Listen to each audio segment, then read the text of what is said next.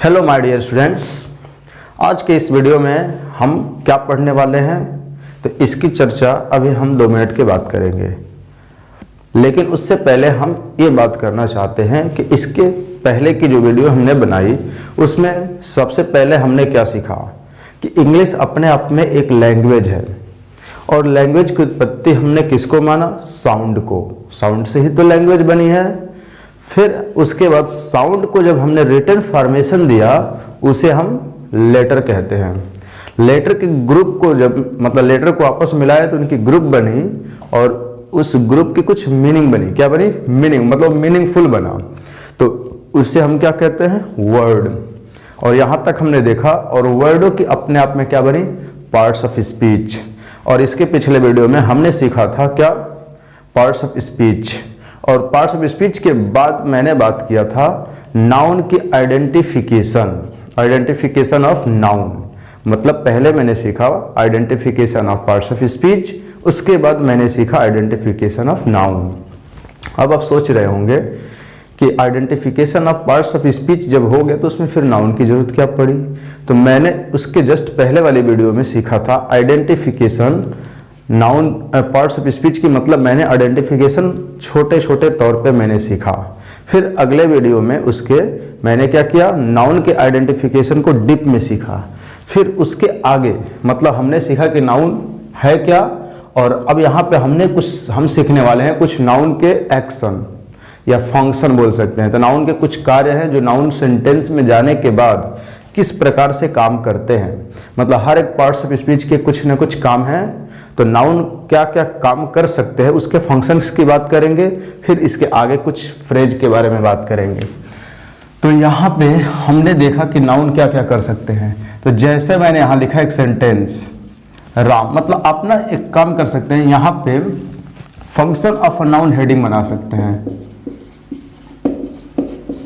Function of a noun किसी sentence में जाने के बाद नाउन के क्या फंक्शन हो सकते हैं, नाउन के फंक्शंस क्या हो सकते हैं, नाउन कौन कौन सा काम कर सकता है।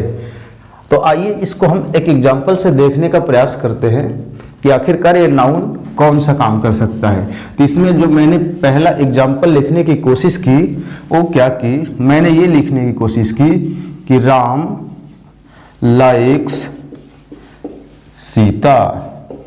राम सीता को लाइक करता है यानी कि पसंद करता है। ओके, तो राम लाइक सीता, मैंने एक एग्जांपल लिखने की कोशिश की। अब इस एग्जांपल में आपसे एक प्रश्न ये पूछना चाहता हूं, ये क्या है लाइक्स? तो आपने बोला कि सर ये वर्ब है। आपने क्या बोला? सर ये जो लाइक्स लिखा है ये एक वर्ब है। तो वर्ब है तो इस वर्ब की कहीं ना कहीं क्या होगी? सब्जेक्ट होगी। तो मैं पूछा कौन? आपने बोला राम। तो राम ने क्या हुआ? सब्जेक्ट हुआ। मैं पूछूंगा इस वर्ब का कहीं ना कहीं ऑब्जेक्ट भी तो होगा। आपने कहा सर बिल्कुल होगा। मैंने पूछा कौन है? आपने बोला सर इस वर्ब का ऑब्जेक्ट सीता है। बिल्कुल सही है, यानी कि ये ऑब्जेक्ट हुआ। अगर इसको थोड़ा आप गौर करें तो आप पाएंगे कि जो सब्जेक्ट है ना ये एक नाउन भी है। राम क्या है? किसी लड़के का नाम हुआ। तो किसी के नेम को ही तो हम नाउन कहते हैं, यानी कि जो नेमिंग वर्ड होते हैं बताने वाले। तो ये एक तरह से हमारा क्या हुआ? आपने बोला सर ये एक नाउन हुआ। क्या हुआ? राम क्या हुआ? एक नाउन। लेकिन सेंटेंस में जाने के बाद काम किस चीज का कर रहा है? आपने बोला सर सब्जेक्ट का काम कर रहा है। इस सेंटेंस में राम नाउन है लेकिन काम किस चीज का कर रहा है? तो आपने बोला कि सर ये सब्जेक्ट का काम कर रहा है। लेकिन क्या सीता जो है ये एक नाउन नहीं है? आपने कहा सर ये भी नाम है। मैंने कहा क्यों? आपने कहा ये किसी लड़के का नेम है। किसी भी चीज का नेम हो, चाहे लड़के का, लड़की का, किसी प्लेस का, कुछ भी, किसी भी चीज का नेम हो उसे हम नाउन कहते हैं। तो आप ऐसा बोल सकते हैं कि सर ये दिया गया जो वर्ड सीता लिखा है ये भी एक नाउन है। ये भी क्या है? एक नाउन है। लेकिन ये सेंटेंस में काम क्या कर रहा है? आपने कहा इस वर्ब की ऑब्जेक्ट बनने का काम किया, इस वर्ब का ऑब्जेक्ट। ओके, तो इसका यहाँ पे नाउन का दूसरा काम आपको पता चला, वो क्या है? ऑब्जेक्ट बनने का। यानी कि किसी सेंटेंस में जाने के बाद नाउन क्या कर सकता है, किसी वर्ब का सब्जेक्ट बन सकता है या उस वर्ब का ऑब्जेक्ट बन सकता है। नाउन के इन दो कामों के बारे में आपको पता चल गए, यानी कि नाउन के फंक्शंस हो गए कि नाउन किसी सेंटेंस में या तो सब्जेक्ट बनेगा या तो ऑब्जेक्ट बनेगा। क्या आप पहचान पा रहे हैं? अब आप कोई भी सेंटेंस लिखकर देखें, उनमें आप जो सब्जेक्ट लगाएंगे वो 100% एक क्या होगा, नाउन। जैसे मैंने आपके सामने कई एग्जाम्पल लिखने की कोशिश की। जैसे मैंने इसके पहले भी लिखा था गो इज अ वर्ब, मैंने लिखा, आपने कहा सर बिल्कुल लिखा। मैंने पूछा ये गो क्या है, आपने बोला इस इज का सब्जेक्ट है, इस इज का ये सब्जेक्ट है। तो सब्जेक्ट होना किसका काम होता है? आपने बोला सर ये तो काम एक नाउन का ही होता है, एक नाउन ही काम कर सकता है सब्जेक्ट होने का। क्या सब्जेक्ट होने का? तो गो इज अ वर्ब, और इसको मैंने पिछले वीडियो में बताया था इसी सेम एग्जांपल को कि व्हाट इज अ वर्ब, क्या वर्ब है? आपने बोला गो, तो व्हाट का रिप्लाई भी तो नाउन होता है।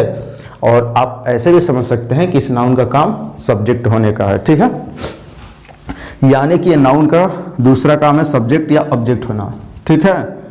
तो यहां पे अगर ये सब्जेक्ट है तो इसका मतलब आप बोल सकते हैं कि गो एक नाउन है, ओके।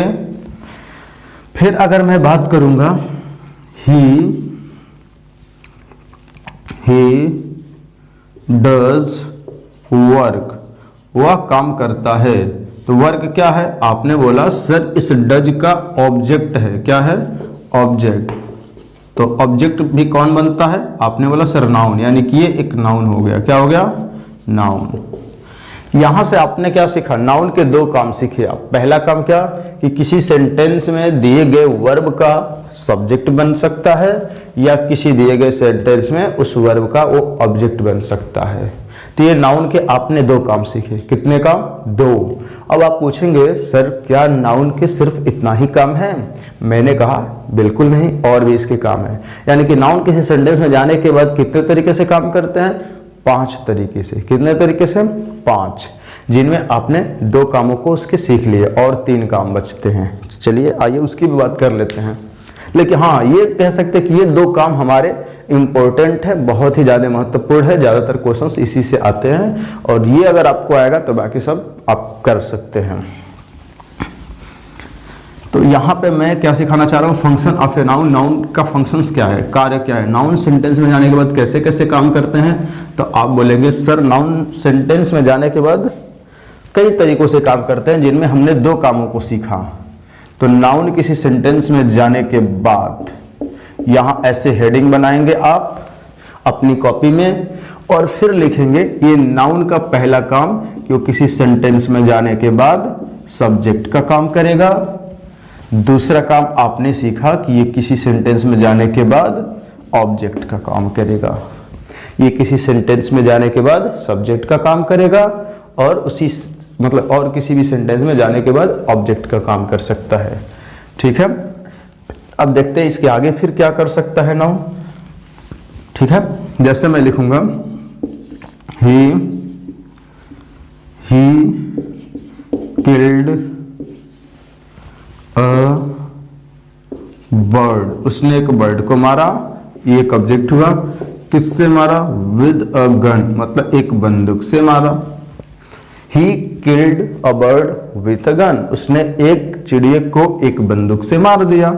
अब मैं आपसे पूछूंगा ये बाइक क्या है? मैं आपसे पूछूंगा ये बाइक क्या है?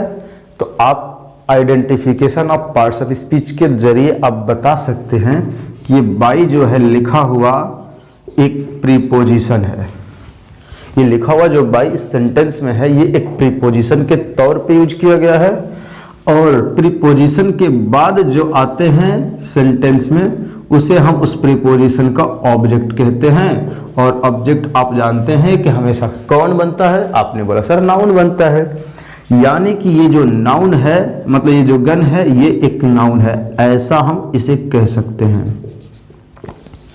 यानी कि यहां से आपने नाउन का तीसरा काम सीखा। क्या? कि नाउन एक प्रीपोजिशन का ऑब्जेक्ट हो सकता है। क्या समझे? ऑब्जेक्ट।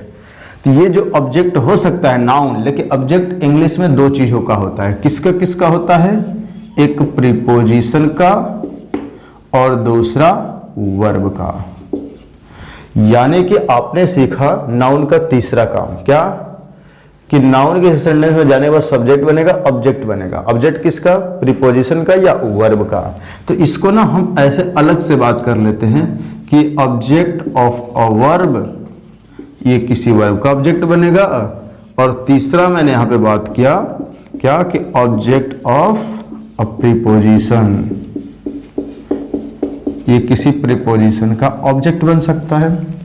यहां तक आपने सीखा नाउन के एक्शन के बारे में कि नाउन कौन कौन से एक्शंस करते हैं, मतलब कौन कौन से काम करते हैं सेंटेंस में जाने के बाद। ठीक है, तो अब बताइए कौन कौन से काम सीख पाए। ये सीख पाए कि नाउन किसी सेंटेंस में सब्जेक्ट का काम करेगा, नाउन किसी सेंटेंस में ऑब्जेक्ट का काम करेगा, नाउन किसी सेंटेंस में ऑब्जेक्ट ऑफ अ प्रीपोजिशन, मतलब प्रीपोजिशन के ऑब्जेक्ट के रूप में और वर्ब के ऑब्जेक्ट के रूप में काम करेगा। क्लियर? ओके। आइए अब इस चीज को ना हम आगे बढ़ाते हैं। आगे बढ़ाने से मतलब है कि हम एक नया एग्जाम्पल लिख करके देखते हैं कि नाउन और क्या कोई काम कर सकता है। अब देखते हैं, जैसे मैंने लिखा ही इज अ बॉय, वह एक लड़का है। मैंने पूछा कि इसमें नाउन कौन है, आप जरा बताने की कोशिश करेंगे।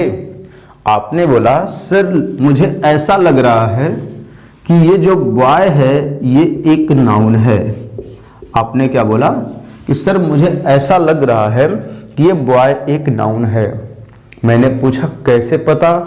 आपने बोला कि सर आपने किसी पिछले वीडियो में बताया था कि ए एंड द को आर्टिकल्स कहते हैं और इन्हें हम डिटरमिनर भी कहते हैं, और ये एक एडजेक्टिव का पार्ट होता है बल्कि उससे अलग नहीं होता है, और ये हमेशा अपने बाद एक नाउन लेकर आता है। तो इसको देखकर मैंने बताया कि ये एक नाउन है। मैंने कहा बिल्कुल सही है, नाउन है। नाउन तो है लेकिन ये क्या है? आपने बोला सर ये एक वर्ब है। लेकिन कौन सा वर्ब है? आपने बोला सर ये हैपेनिंग को बताने वाला वर्ब है, क्योंकि इसके बारे में भी तो हम चर्चा कर चुके हैं। बिल्कुल कर चुके। तो ये एक हैपेनिंग को बताने वाला वर्ब है और ये बताता है कोई चीज है क्या, हैपेनिंग को कोई क्या है। ठीक है ना? तो ही इज अ बॉय, वो एक बॉय है। तो जो हैपेनिंग बताने वाले वर्ब होते हैं, या आप ऐसा कह सकते हैं कि जब इज, एम, आर की बात कर लूं, या पास्ट में जाएंगे तो वाज या वर की बात कर लूं, इनके बाद में जो नाउन आते हैं, मतलब जो इनके बाद आते हैं नाउन, वो कौन सा चीज का काम करते हैं? तो आपने बोला कि सर वो कॉम्प्लीमेंट का काम करते हैं। किसका काम करते हैं? कॉम्प्लीमेंट। किसका? कॉम्प्लीमेंट का। यानी कि अब बॉय जो लिखा गया यहां पे, ये एक कॉम्प्लीमेंट का काम कर रहा है। किसका?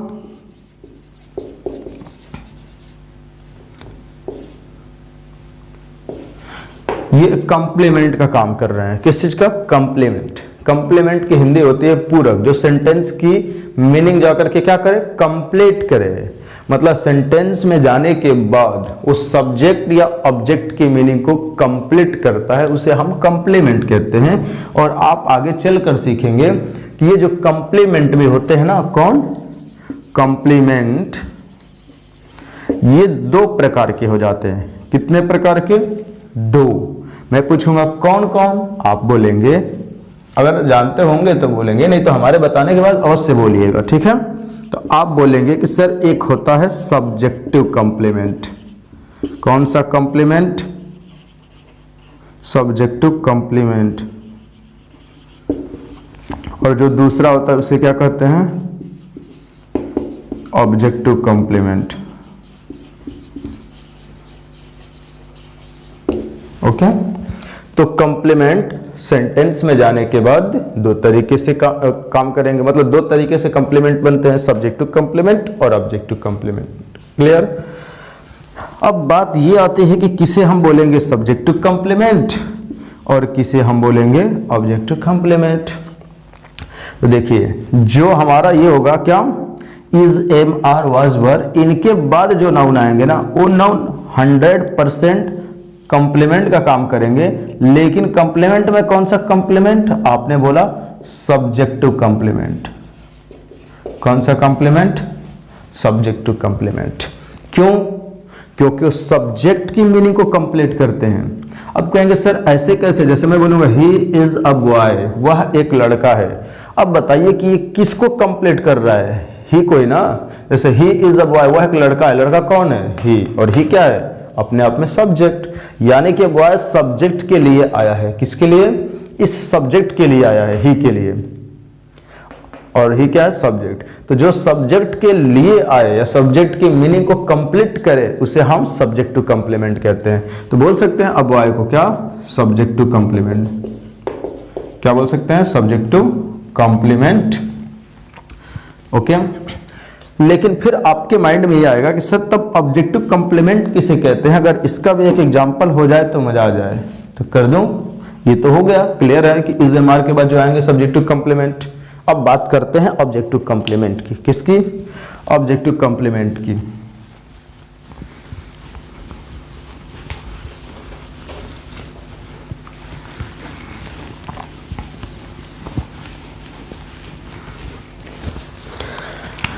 जैसे मैं बोलूंगा,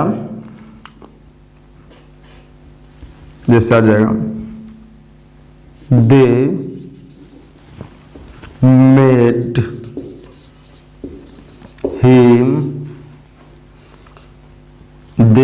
him doctor, they made him doctor, वे लोग उसे डॉक्टर बनाए। दे मीन्स वे लोग, मेड मीन्स बनाए, किसको, उसको, क्या बनाए, आपने बोला सर डॉक्टर बनाए। अब ध्यान से सुनेंगे, दे मेड हिम डॉक्टर, वे लोग उसे डॉक्टर बनाए। अब ना देखिए यहाँ पे बहुत सारे बच्चे कंफ्यूजन होते हैं। कैसे होते हैं कंफ्यूजन, उनके अंदर कंफ्यूजन ये होती है ना कि उन्हें लगता है कि ये हो गया हमारा एक ऑब्जेक्ट जिसे हम बोलेंगे इनडायरेक्ट ऑब्जेक्ट, और ये हो गया हमारा डायरेक्ट ऑब्जेक्ट। क्यों, क्योंकि उन्हें लगेगा ये है किसका रिप्लाई, किसे और किसको का। तो जो किसे और किसको का रिप्लाई होता है वो इनडायरेक्ट, और ये है क्या का रिप्लाई, कि मैंने उसे क्या बनाया, तो हमारा डायरेक्ट ऑब्जेक्ट हो गया। लेकिन ऐसी बात नहीं, जैसे मैं लिखूंगा he gave me a book, उसने मुझे एक बुक दिया। ये हुआ आपका एक सब्जेक्ट, ध्यान देंगे ये क्या हुआ, सब्जेक्ट, ये क्या हुआ, वर्ब, ये क्या हुआ, ऑब्जेक्ट। कौन सा ऑब्जेक्ट, आपने बोला इनडायरेक्ट ऑब्जेक्ट। मैंने पूछा क्यों इनडायरेक्ट हुआ, आपने बोला सर जो क्यों का, जो किसे और किसको का रिप्लाई होता है उसे इनडायरेक्ट ऑब्जेक्ट कहते हैं। मतलब इंग्लिश में बात करूं तो हुम का, कि ही गेव मी, उसने मुझे दिया एक किताब, तो उसने किसे दिया, हुम, किसको दिया, आपने बोला सर मुझे दिया। तो आपको ऐसा नहीं लग रहा है किसी का रिप्लाई बन रहा है, लग रहा है ना। तो अगर किसी का रिप्लाई हुआ तो इसे हम बोलेंगे ऑब्जेक्ट, लेकिन कौन सा ऑब्जेक्ट, इनडायरेक्ट ऑब्जेक्ट। लेकिन क्या दिया, मैंने पूछा कि उसने क्या दिया, मुझे क्या दिया, आपने बोला सर एक किताब दिया। और जो व्हाट का रिप्लाई होता है क्या का, उसे बोलते हैं कौन सा ऑब्जेक्ट, डायरेक्ट ऑब्जेक्ट बोलते हैं। ये बात शायद आपको पता होगा। बस इसी चीज को ना वो बच्चे यहां पे लगा देते हैं कि दे मेड हिम, वे लोग उसे बनाए, क्या, आपने बोला सर डॉक्टर, तो ये भी क्या का रिप्लाई होता है, लेकिन इस डायरेक्ट ऑब्जेक्ट की तरह डायरेक्ट ऑब्जेक्ट नहीं होता है, उसे हम कंप्लीमेंट कहते हैं। और दे मेड हिम डॉक्टर, उसे, किसे वो डॉक्टर बना, उसे, उन्हें लगता है ये किसे का रिप्लाई हुआ, तो ये इनडायरेक्ट। तो यहां तक तो ठीक है कि ये इनडायरेक्ट ऑब्जेक्ट है, इनडायरेक्ट ऑब्जेक्ट, लेकिन इसे हम डायरेक्ट ऑब्जेक्ट नहीं बल्कि इसे हम क्या कहेंगे, कंप्लीमेंट। क्या कहेंगे, कंप्लीमेंट। अब क्यों, अब ध्यान से सुनेंगे। आपको लग रहा है जैसे और डॉक्टर है मतलब ये डॉक्टर, और डॉक्टर नहीं, यहां अभी नहीं लिखेंगे। अब आपको आर्टिकल्स में बताए जाएंगे क्यों नहीं लगेंगे, ठीक है। फिर फिलहाल यहाँ पे समझिए, जैसे ये अ बुक है वैसे आपको लग रहा होगा कि और डॉक्टर भी है। जैसे लगा होगा कि ये सब्जेक्ट, ये भी सब्जेक्ट, ये वर्ब, ये वर्ब, ये इनडायरेक्ट ऑब्जेक्ट, ये इनडायरेक्ट ऑब्जेक्ट, और ये डायरेक्ट ऑब्जेक्ट है तो ये भी डायरेक्ट ऑब्जेक्ट होगा। लेकिन ये डायरेक्ट ऑब्जेक्ट है लेकिन ये कंप्लीमेंट है, और कंप्लीमेंट होने की वजह से ही उसके पहले आर्टिकल से यहाँ नहीं लग रहा है, यहाँ लग रहा है, ठीक है। लेकिन ये सब आर्टिकल में समझेंगे कब लगेगा, नहीं लगेगा, क्या होगा। तो अब कहेंगे कि सर हम कैसे पहचानेंगे, तो ध्यान से सुनेंगे। कंप्लीमेंट का 2 ही काम मैंने बताया। कंप्लीमेंट का मैंने कितना काम बताया? आप बोलेंगे सर आपने कंप्लीमेंट के 2 काम बताए, या तो ये सब्जेक्टिव कंप्लीमेंट होगा या ये ऑब्जेक्टिव होगा, या तो ये सब्जेक्टिव होगा या ऑब्जेक्टिव। सब्जेक्टिव तब होगा जब सब्जेक्ट के लिए आएगा। जैसे मैंने इसके जस्ट पहले मैंने एक एग्जांपल लिखा था, ही इज अ बॉय। तो मैंने पूछा ये बॉय किसके लिए आया है, बॉय है कौन? आपने बोला हुआ है, मतलब सब्जेक्ट को बता रहा है। किसको? सब्जेक्ट को। तो इसे हम बोलेंगे सब्जेक्टिव कंप्लीमेंट। लेकिन यहां पे डॉक्टर कौन है? आपने बोला आई मेड हिम डॉक्टर, मैंने उसे डॉक्टर बनाया, यानी कि डॉक्टर बना कौन? ये सब्जेक्ट बना, मतलब ये सब्जेक्ट बना या ये ऑब्जेक्ट बना? डॉक्टर कौन बना? ये सब्जेक्ट या ये ऑब्जेक्ट? आपने बोला सर यहां पे मुझे ऐसा लग रहा है डॉक्टर ऑब्जेक्ट बना। बिल्कुल बना। तो आपको ऐसा नहीं लग रहा कि ये ऑब्जेक्ट के लिए आया है, तो इसे हम बोलेंगे ऑब्जेक्टिव कंप्लीमेंट। कौन सा? Objective complement. लेकिन अब बताइए, अब बुक किसके लिए आया है? मेरे लिए, मतलब ऑब्जेक्ट के लिए या ही के लिए? कहेंगे ना सर ये एक अलग ही आ रहा है, ना ये सब्जेक्ट को कंप्लीट कर रहा है और ना ही ये यहां सब्जेक्ट है ना, बोलेंगे ना ये सब्जेक्ट को कंप्लीट कर रहा है और ना ही ये ऑब्जेक्ट को कंप्लीट कर रहा है। ध्यान से सुनेंगे। बोलेंगे अ बुक का ना सब्जेक्ट से कुछ लेना देना है ना ही ऑब्जेक्ट से लेना देना है, ये एक अलग ही है। ठीक है, तो इसका मतलब कि ये जो अ बुक आया है ना ऑब्जेक्ट के लिए आया है और ना ही ये सब्जेक्ट के लिए आया है। इसका मतलब ना ये ऑब्जेक्टिव कंप्लीमेंट है और ना ही ये सब्जेक्टिव कंप्लीमेंट है, बल्कि बस ये क्या है? एक ऑब्जेक्ट है। और कौन सा ऑब्जेक्ट? डायरेक्ट। लेकिन इसको देखेंगे, he is a boy, boy किसके लिए आया है? आपने बोला ही के लिए और ही सब्जेक्ट हुआ, ये subjective complement. They made him doctor, वे लोग इसे डॉक्टर बनाए। तो डॉक्टर किसके लिए आया है? इसके लिए कि ये बना, यही तो डॉक्टर बना। तो ये क्या हुआ? ये जो डॉक्टर है ऑब्जेक्ट के लिए आया, तो ये ऑब्जेक्टिव कंप्लीमेंट हुआ। तो शायद अब आप समझ पा रहे होंगे कि कंप्लीमेंट और ऑब्जेक्ट के बीच क्या अंतर है। इसे समझना चाहिए कि जो कंप्लीमेंट होते हैं वो 2 प्रकार के, सब्जेक्टिव कंप्लीमेंट और ऑब्जेक्टिव कंप्लीमेंट। सब्जेक्ट के लिए आएंगे सब्जेक्टिव कंप्लीमेंट, ऑब्जेक्ट के लिए आएंगे ऑब्जेक्टिव कंप्लीमेंट। ओके, तो आइए यहां पे आपने क्या सीखा? आपने ही सीखा कि जो नाउन है, और यहां पे देखेंगे तो ये भी एक नाउन है ना, कंप्लीमेंट। यहां पे भी नाउन है, मतलब यहां तो ऑब्जेक्ट है लेकिन यहां पे क्या है? कंप्लीमेंट। यहां पे क्या है? कंप्लीमेंट। इसका मतलब कि जो नाउन होता है ना, किसी वर्ब का मतलब किसी सब्जेक्ट या ऑब्जेक्ट का कंप्लीमेंट हो सकता है, या इसको ना इनकम्प्लीट प्रिडिक्शन कहते हैं। जो वर्ब होता है तो किसी वर्ब के कंप्लीमेंट के रूप में भी आता है। ठीक है, तो ऐसा बोल सकते हैं कि किसी वर्ब के ऑब्जेक्ट के वर्ब के कंप्लीमेंट के रूप में आता है। जैसे इज एम आर के बाद जो आएगा वो क्या कहलाएगा? इज एम आर के बाद आएगा वो कंप्लीमेंट ही हमेशा रहेगा। तो ऐसा बोल सकते हैं कि ये कंप्लीमेंट टू अ वर्ब हो जाएगा, कंप्लीमेंट टू अ वर्ब। एक वर्ब के लिए कंप्लीमेंट का काम करता है। कौन? नाउन। तो नाउन के कितने काम सीखे आपने? 1 2 3 4।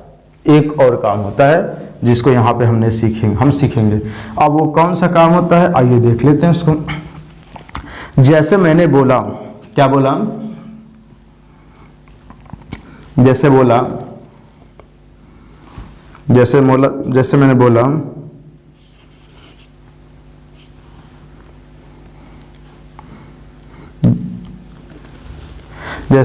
मैंने बोला सुरेश, यहां पे मैंने लिखा सुरेश, फिर मैंने कॉमा लगाया, फिर मैंने लिखा द टीचर, ओके, फिर मैंने कॉमा लगाया, Suresh the teacher is teaching well. Suresh the teacher is teaching well. अब क्या है? सुरेश इज टीचिंग वेल, यानी कि सुरेश अच्छा पढ़ा रहे हैं। आखिर सुरेश कौन? टीचर है। तो सुरेश इज टीचिंग वेल। अब इस चीज को हम चाहें तो ऐसा भी लिख सकते हैं कि द टीचर, इसको आप पहले कर दीजिए, फिर कॉमा का यूज कर लीजिए, फिर लिखेंगे सुरेश, फिर कॉमा का यूज कीजिए, फिर वैसे ही लिखिए इज टीचिंग वेल। इसका मतलब the teacher is teaching well, teacher अच्छा पढ़ा रहे हैं। कौन टीचर है वो? सुरेश, मतलब उनका नाम सुरेश है। तो Suresh the teacher is teaching well, या the teacher Suresh is teaching well. अब आपको ऐसा लग रहा होगा कि ये एक नाउन है ना? ये भी क्या है? एक नाउन है जो एक कॉमा, दो कॉमा के बीच में आया है ना? वैसे यहाँ पे ये भी एक नाउन है और यहाँ पे ये भी एक नाउन है। तो आप बोलेंगे एक नाउन होगा, क्या होगा? एक नाउन, फिर कॉमा लगेगा, बिल्कुल, उस कॉमा के बाद फिर एक नाउन आएगा, फिर क्या आएगा? एक नाउन। क्या आएगा? नाउन। और ये दोनों नाउन मिल करके, ये नाउन और ये नाउन दोनों मिल करके सेम पर्सन और थिंग को बताएंगे, मतलब एक ही व्यक्ति या वस्तु को बताएंगे। तो ये जो पहला नाउन है, इसके केस में दूसरा नाउन है, इसको बोलेंगे केस इन एपोजिशन, मतलब इसके केस में ये इन एपोजिशन है, तो इसको बोलेंगे इन एपोजिशन में यूज हुआ है। ठीक है, मतलब पहले के केस में दूसरा क्या है? इन एपोजिशन है। जैसे Suresh, the teacher is teaching well. Suresh कौन है? टीचर है। तो टीचर किसको बता रहा है? टीचर किन को? इस सुरेश की ही बात कर रहा है, बात एक ही की हो रही है, सुरेश की ही बात हो रही है। यहाँ पे द टीचर बोल रहे हैं, तब भी बात सुरेश की ही हो रही है। वैसे ही द टीचर, ये भी क्या है?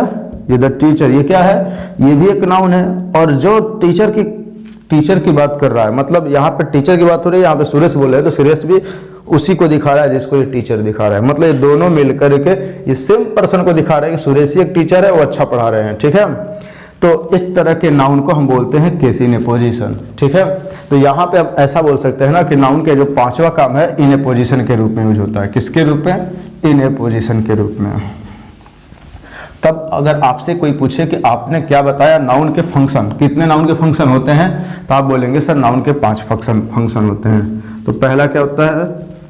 सब्जेक्ट, दूसरा ऑब्जेक्ट ऑफ ए वर्ब, तीसरा ऑब्जेक्ट ऑफ ए प्रीपोजिशन, चौथा कंप्लीमेंट टू अ वर्ब, मतलब एक वर्ब के लिए कंप्लीमेंट का काम करेगा, और केस इन ए पोजीशन का भी काम करता है।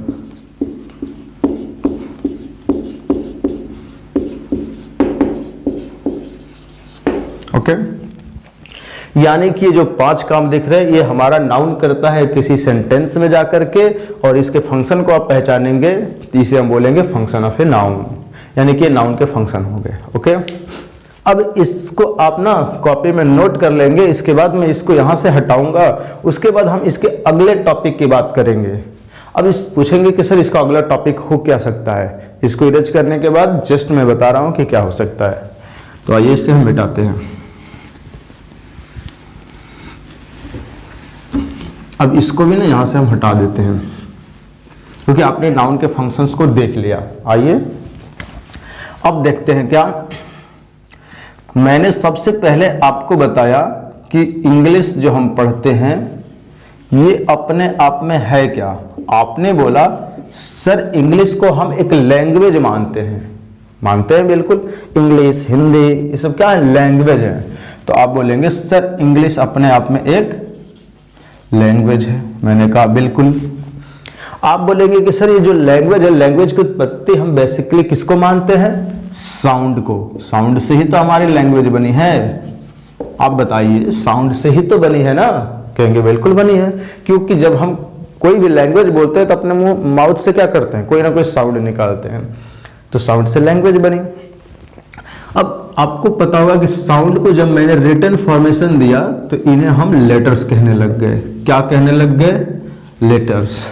तो आपने यहां से होते हुए इन सारी चीजों को आपने देखा और इनके बारे में हमने सीखा, और लेटर्स को जब आपस में मिलाए तो क्या बनकर आया? वर्ड। क्या बनकर आया? लेटर को जब आपस में मिलाए तो हमारे सामने क्या बनकर आया? वर्ड। और वर्डों के अपने आप में क्या बनी, पार्ट्स ऑफ स्पीच। क्या बनी, पार्ट्स ऑफ स्पीच बनी। क्या बनी, पार्ट्स ऑफ स्पीच। और इस पार्ट्स ऑफ स्पीच को आइडेंटिफाई कैसे करेंगे, इसकी चर्चा हम कर चुके हैं, जैसा कि आपको पता होगा। अगर आप पीछे से हमारी सारी वीडियो देखते आ रहे होंगे तो पता होगा, अगर नहीं देख के आ रहे होंगे तो पहले जाइए उसे आप देखिए, तब इस वीडियो को आप अच्छे से समझ पाएंगे। अगर डायरेक्ट आप बीच में चले आएंगे तो नहीं समझ में आएगा। ठीक है, तो पार्ट्स ऑफ स्पीच की मैंने आइडेंटिफिकेशन सीखी। उसके बाद मैंने कहा कि सबके मोटे तौर पे मैंने आइडेंटिफिकेशन सीख लेंगे हम, तो हम बात करेंगे फिर नाउन को डीप में कि कैसे आइडेंटिफाई करेंगे, फिर उसको भी मैंने किया। अब यहाँ पे हम आए हैं नाउन के फंक्शंस तक, तो नाउन के फंक्शन समझ लिए। अब इसके बाद जब वर्डों को आपस में मिलाए तो क्या बना, जैसे लेटर को आपस में मिलाए, जैसे CAR, ये लेटर ही तो है, 1 2 3 लेटर हैं। तो जब इन 3 लेटर को आपस में मिलाए तो क्या बने, आपने बोला सर ये वर्ड बना। क्या बना, वर्ड। तो वर्ड क्या है, आपने सीखा था लेटर का ग्रुप और मीनिंगफुल होना चाहिए, बिल्कुल। लेकिन जब मैंने वर्ड को आपस में जब मैं मिलाऊंगा तो क्या बनेंगे, जैसे इन द मॉर्निंग, कितने वर्ड हैं, आपने बोला सर 3 वर्ड हैं। तो इनको आपस में मिलाए, इन द मॉर्निंग। क्या बना है, in the morning. In the morning means होता है सुबह में। क्या होता है, सुबह में। इसे हम बोलते हैं फ्रेज। क्या बोलते हैं, फ्रेज। तो यहां से आप समझ पाए कि जब वर्डों को आपस में मिलाने के बाद हमारे पास एक नया टर्म बन करके आता है जिसे हम फ्रेज कहते हैं। क्या कहते हैं, फ्रेज। तो यानी कि अब आप समझ पाए होंगे कि हम किसकी चर्चा करने वाले हैं इसमें। अब आगे हम इस फ्रेज की चर्चा करेंगे कि आखिरकार ये फ्रेज है क्या। तो करूं, बिल्कुल, चलिए करते हैं और देखते हैं कि फ्रेज है क्या। तो इसको ना आप ऐसे ही आप नोट कर लेंगे। अब मैं इसे यहां से हटा देता हूं और एक अच्छा सा आप हेडिंग बना करके अपने नोटबुक में लिखेंगे जिसका नाम होगा फ्रेज। यहां आप बनाएंगे फ्रेज।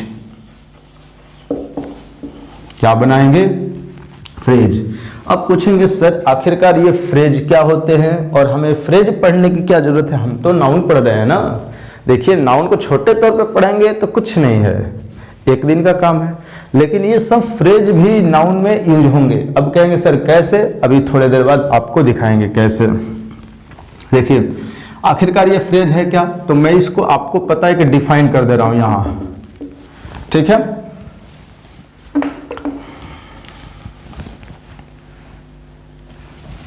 जैसे बोलेंगे a group of word, a group of word, word नहीं वर्ड्स लिखेंगे, ग्रुप ऑफ वर्ड्स। वर्डों का ग्रुप होता है ये, कौन, phrase. Which makes sense but does not complete sense, but does not complete sense. ठीक है ना। बोलेंगे a group of words which makes sense, जो सेंस बनाता है but does not complete sense, लेकिन जिसकी कोई कंप्लीट सेंस नहीं निकलती है, मतलब कंप्लीट मीनिंग नहीं निकलती है। सेंस की जगह पे आप मीनिंग भी लिख सकते हैं, मतलब ऐसा बोल सकते हैं group of words which makes meaning, मतलब जिसकी कोई मीनिंग होती है, या which makes a meaning but does not complete meaning, जिसकी कोई कंप्लीट मीनिंग नहीं होती है। ठीक है, आप कहेंगे सर कैसे, जैसे मैंने आपको यहां पे लिखा group of word, in the morning. In the morning का अर्थ होता है सुबह में। अब मैंने बोला कि इसमें कितने वर्ड हैं, आपने बोला सर 3 वर्ड हैं। इन द मॉर्निंग 3 वर्ड हो गए। अब मैं पूछूंगा क्या इसकी कोई मीनिंग बन रही है कि नहीं। इन द मॉर्निंग का मतलब कुछ तो आपको समझ में आ रहा होगा कि बिल्कुल ही नहीं आ रहा है। आपने कहा सर जरूर आ रहा होगा। मैंने पूछा क्या, आपने बोला सुबह में। इन द मॉर्निंग मीन्स सुबह में, समझ में आ रहा होगा इतना।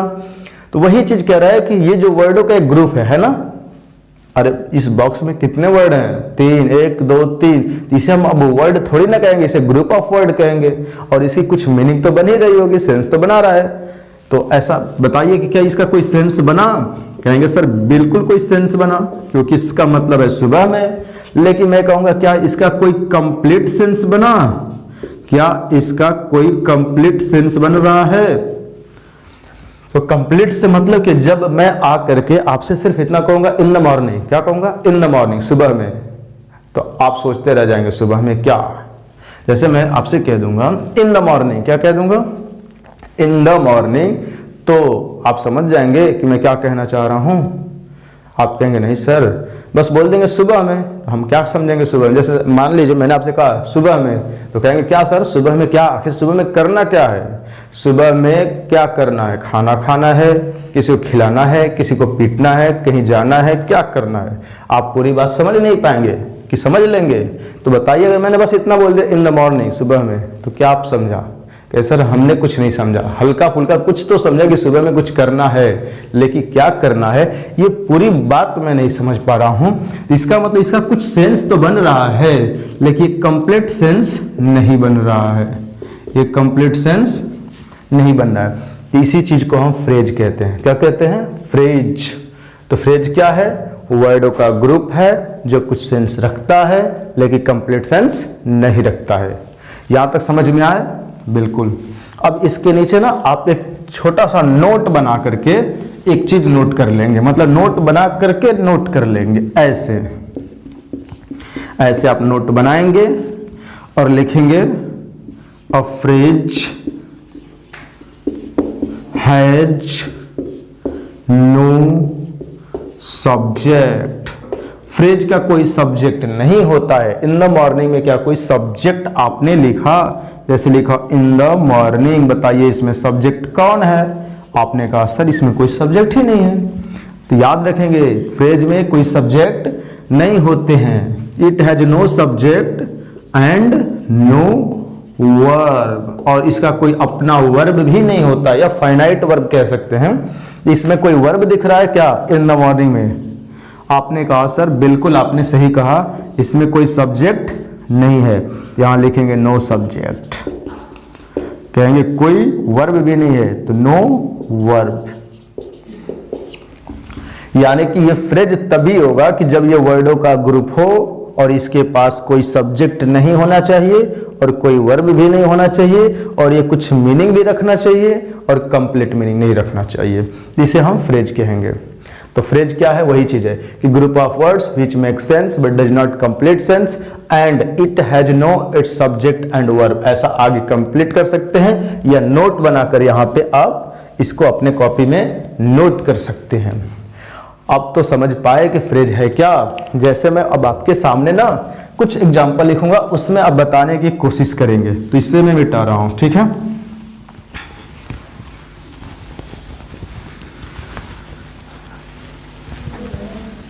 चलिए अब इसको यहां से मिटा करके मैं क्या कर रहा हूं, अब एक एग्जाम्पल लिखने की कोशिश कर रहा हूं। जैसे आ जाएगा दे को ये ही लिखते हैं, ही बॉट बुक्स, उसने बुक्स खरीदा। अब ना सबसे पहले मैं ये जानना चाह रहा हूं कि एक सेंटेंस है ना, बताइए पहले कि ये सेंटेंस है या फ्रेज है? ये क्या है? आपने बोला सर ये फ्रेज नहीं लग रहा। मैंने पूछा क्यों? क्योंकि आपने बोला कि सर इसके पास इसका खुद का सब्जेक्ट है। मैंने कहा ओके ठीक है। फिर आपने बोला सर इसका अपना आप में खुद एक इसका वर्ब भी है। मैंने कहा हाँ ठीक है। तो आपने कहा कि सर फ्रेज के अंदर तो सब्जेक्ट और वर्ब नहीं होने चाहिए। मैंने कहा बिल्कुल। तो इसीलिए आपने बोला कि ये फ्रेज नहीं है। तो ये फ्रेज नहीं है तो ये क्या हुआ? एक सेंटेंस है। क्या है? ये एक सेंटेंस है। ओके, तो अब ये से हम सेंटेंस कहेंगे, फ्रेज नहीं कहेंगे। तो इसे मैं यहां से मिटा रहा हूं और आप बताएंगे ये प्रोनाउन है कि नाउन। तो आपने बोला प्रोनाउन। क्या है? ये प्रोनाउन है। आप प्रोनाउन में इसको मतलब आइडेंटिफिकेशन जो पार्ट्स ऑफ स्पीच की मैंने बताई है आपको, वहां से आप सीख चुके होंगे कि प्रोनाउन है। ये क्या है, वर्ब है। यहाँ भी वही चीज है जो आइडेंटिफिकेशन पढ़े होंगे तो आप समझ पा रहे होंगे कि ये वर्ब है। लेकिन मैं पूछा कि ये क्या है, आपने कहा सर ये जो है एक नाउन है। मैंने पूछा कैसे, आपने बोला ये किसी थिंग्स का नेम है, ऐसे आप बताएंगे। ओके, दूसरे तरीके में भी आप बता सकते हैं कि ही बॉट, उसने खरीदा। मैंने पूछा व्हाट, क्या खरीदा, आपने बोला सर बुक्स खरीदा। ही बॉट बुक्स, उसने खरीदा क्या, क्या खरीदा भाई बताइए, कहेंगे सर बुक खरीदा। तो व्हाट का रिप्लाई क्या होता है, आपने बोला सर नाउन होता है। इसका मतलब व्हाट का रिप्लाई है इसलिए नाउन है। क्लियर, तो ये नाउन हो गया। अब मैं पूछूंगा और भी कोई तरीका है। आपने कहा कि सर ये जो वर्ब दिख रहा है ना, इस वर्ब का ये ऑब्जेक्ट है। क्या है, ऑब्जेक्ट। और आप बोलेंगे कि सर आपने बताया था कि नाउन के फंक्शन में, अभी जस्ट इसके जस्ट पहले मैंने अभी क्या बताया थोड़ी देर पहले, कि ये जो बुक्स है इस वर्ब का ऑब्जेक्ट। और आपने बताया कि ऑब्जेक्ट का काम करता कौन है, आपने बताया सर ये नाउन करता है। आपने नाउन के 5 काम बताए, उनमें ये पहला काम था, मतलब पहला काम सब्जेक्ट था और दूसरा काम ऑब्जेक्ट होना। तो ये दूसरा वाला काम है ऑब्जेक्ट होना, तो ये नाउन का ही काम है ऑब्जेक्ट बनने का। इसका मतलब ये नाउन हो गया। ऐसे भी देखा जाए तो नाउन है। यानी कि अब इसको 3 तरीके से आप पहचान सकते हैं कि नाउन है। पहला तरीका क्या, ये किसी चीज का नेम लग रहा है मुझे, बुक्स थिंग्स का, बुक आप समझते होंगे। फिर दूसरा तरीका आपने बताया सर व्हाट का रिप्लाई बनना है कि उसने खरीदा, क्या खरीदा, क्या, मैंने कहा बुक्स खरीदा, किताबें खरीदा। तो व्हाट का रिप्लाई हुआ, इस वजह से नाउन। तो 2 तरीके हो गए। तीसरा कि ये ऑब्जेक्ट है, क्या है, ऑब्जेक्ट इस वर्ब का। और आपने फंक्शन में बताया कि नाउन का ही फंक्शन होता है ऑब्जेक्ट बनना। किसका काम होता है, नाउन का। तो नाउन का काम होता है, इस वजह से नाउन भी हो गया। ठीक है। और कई बार ऐसा होता है कि नाउन की जगह प्रोनाउन आ सकता है, जिसको आप जान चुके हैं। कई बार प्रोनाउन भी आ सकता है ऑब्जेक्ट के रूप में। तो आपको सतर्क रहने की जरूरत है, उसे हम बता चुके हैं। एक ही चीज को बार बार थोड़ी ना बताया जाएगा, समझ रहे हैं ना। तो अरे इसको मैंने मिटाया। देखिए जैसे मैंने ये बताना चाहा कि he bought books, he bought books, उसने क्या खरीदा, बुक्स खरीदा। तो अब बताएंगे क्या कि सर ये जो है एक वर्ब है ना। कहेंगे सर इस वर्ब का ये क्या है, मैंने पूछा तो आपने बोला सब्जेक्ट है। और सब्जेक्ट कौन बनता है, नाउन या प्रोनाउन। लेकिन आप बोलेंगे सर ये नाउन तो है नहीं, किसी का नेम शो नहीं कर रहा है, इसकी वजह से इसे हम प्रोनाउन नाम देंगे। क्या नाम देंगे, प्रोनाउन। फिर मैं पूछूंगा बॉट खरीदा क्या, आपने बोला बुक्स। तो ये व्हाट का रिप्लाई बना और ये क्या बना, नाउन। ठीक है। अब मैं क्या बोलूंगा, अब मैं बोलूंगा यहां पे कि he is reading my favourite books. ये बुक ही लिख दे रहा हूं, he is reading my favourite book. He is reading my favourite book, वो मेरे फेवरेट बुक को पढ़ रहा है। ही इज रीडिंग, वो पढ़ रहा है किसको, माई फेवरेट बुक को। He is reading my favourite book. ये क्या है, आपने बोला सर सब्जेक्ट, और दूसरे तौर पे देखा जाए तो प्रोनाउन। क्योंकि नाउन जो होता है सब्जेक्ट का काम करता है। और आप जानते हैं इतना कि सब्जेक्ट के जगह पे, मतलब नाउन के जगह पे प्रोनाउन आ सकता है, तो कई बार प्रोनाउन भी हो सकता है। और ये इज क्या हुआ, हेल्पिंग वर्ब। और उसके बाद मैं बात करूं कि रीडिंग क्या है, आपने बोला सर ये मेन वर्ब। ठीक है। तो मैंने पूछा इसका ऑब्जेक्ट क्या है, हिज रीडिंग, वो पढ़ रहा है क्या, आपने बोला बुक। मैंने पूछा कि वो पढ़ रहा है, मैंने पूछा कि वो पढ़ रहा है, क्या पढ़ रहा है, आपने बोला सर बुक पढ़ रहा है। क्या पढ़ रहा है, बुक। इसका मतलब कि इसका ये ऑब्जेक्ट बना। और दूसरे तौर पे आप बोलेंगे व्हाट का रिप्लाई बना। इस वजह से व्हाट की रिप्लाई की वजह से बुक को हम क्या बोलेंगे, आपने बोला सर इसे हम नाउन कहेंगे। क्या कहेंगे, नाउन कहेंगे। इसे क्या कहेंगे, नाउन। और अब बताइए कि फेवरेट क्या है, तो आपने बोला सर बुक जो है एक नाउन है और नाउन में डिटेल्स ऐड कर रहा है। तो जो नाउन में कुछ डिटेल्स ऐड करे, कुछ ऐड करे, मतलब उसकी मीनिंग को कुछ बढ़ाए, उसे हम क्या कहते हैं, एडजेक्टिव कहते हैं। एडजेक्टिव, ये एडजेक्टिव हुआ कि he is reading book, book पढ़ रहा है। कैसी बुक है? फेवरेट बुक है।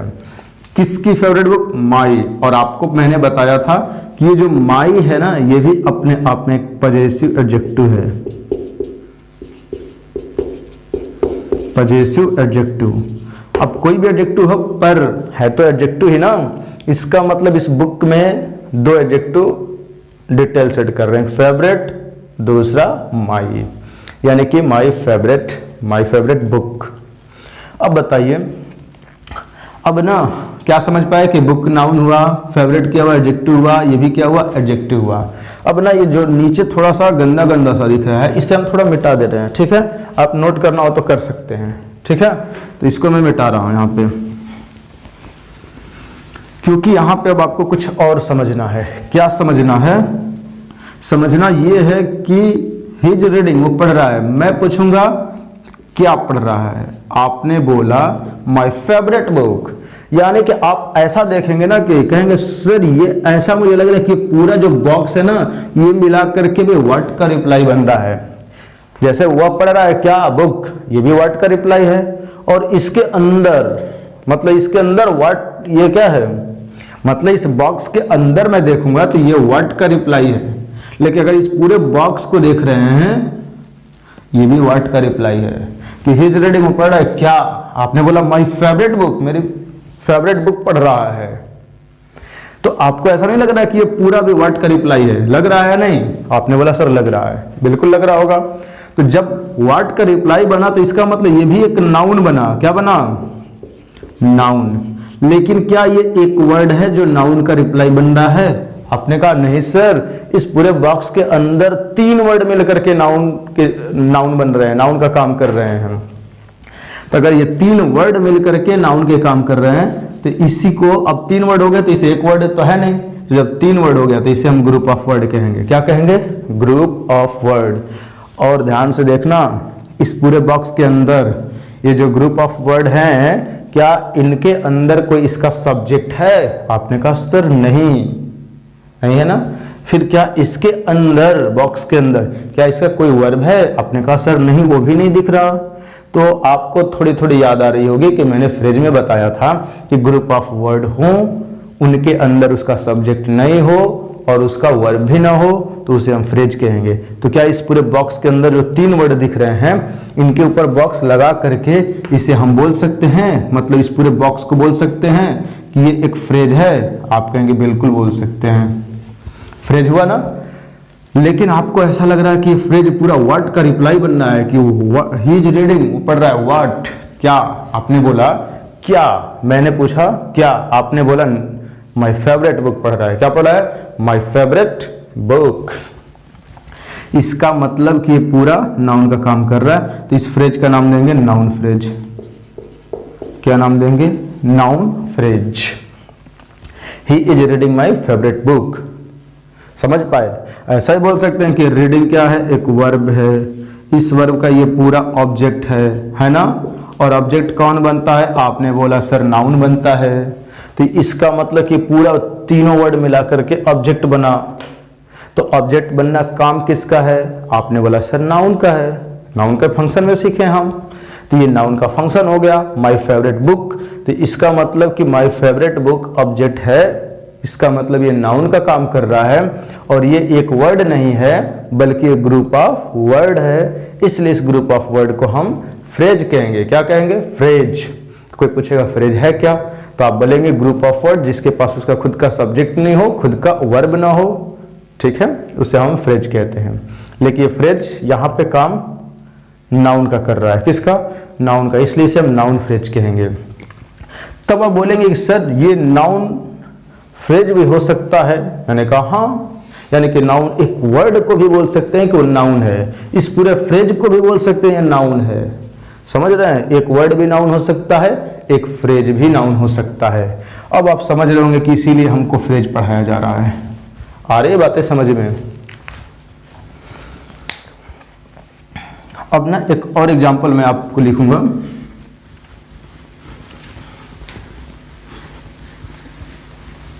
जैसे ना अब इसी सेंटेंस को थोड़ा उल्टा करके लिखेंगे। उल्टा का मतलब समझते हैं? आइए दिखाते हैं क्या होता है। जैसे मैं बोलूंगा कि माई favourite book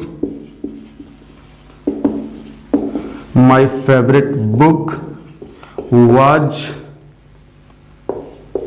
sold by him, उसके द्वारा बेच दी गई। अब मान लीजिए कोई है जिसने ले जाकर मेरी जो फेवरेट बुक थी उसको बेच दिया कहीं, तो बोल रहे हैं my favourite book was sold by me, मेरी फेवरेट जो बुक थी ना उसके द्वारा बेच दी गई। ओके, अब मैं पूछूंगा ये वाज क्या है।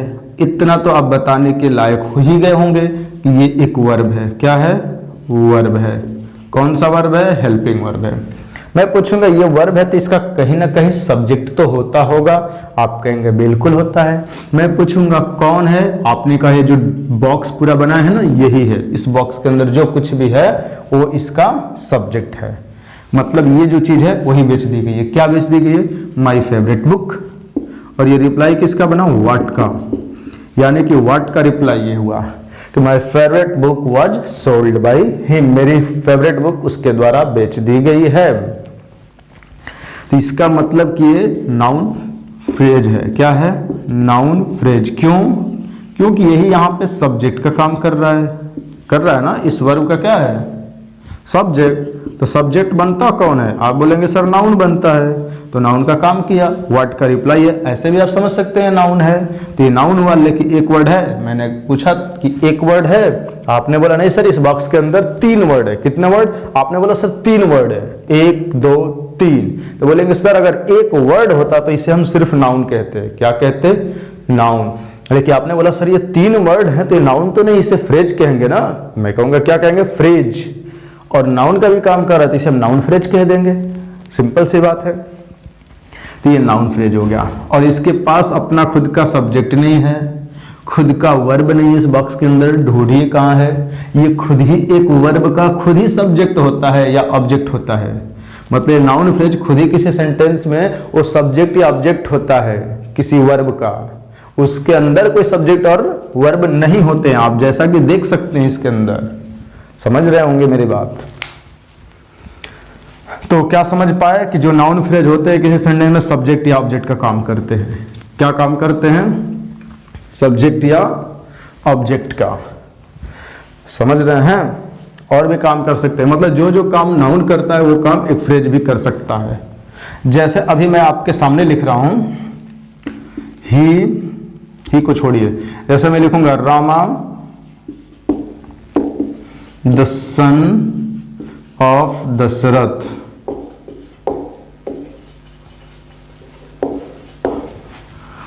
was a great personality।